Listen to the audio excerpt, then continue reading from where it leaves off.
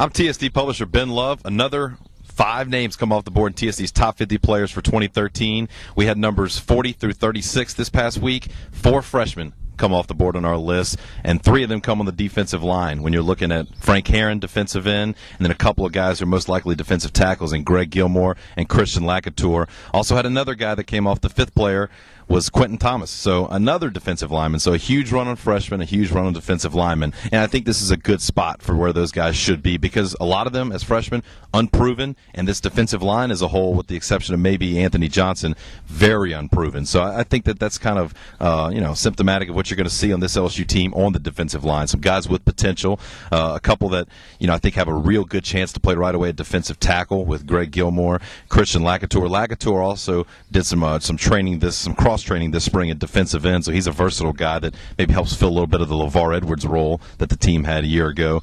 And all those guys have a chance to play, but they're not proven yet. So for them to be ranked any higher, I'm not sure that should have been the case. I think they're about right where they are. Ethan Posich is a very interesting name, though. That's the offensive lineman that came off the board this week. He moved in from offensive tackle at the high school level. He came as an early enrollee in the spring, played at center. They're getting him ready because Elliott Porter, the starting center, his first year there, first year where he's going to be starting, I should say. So I think they want to have a capable and ready backup. It was thought for a while that they were going to be able to move Fahoka Faneka, the JUCO transfer, into that spot. Not going to be the case. He'll be at right guard strictly.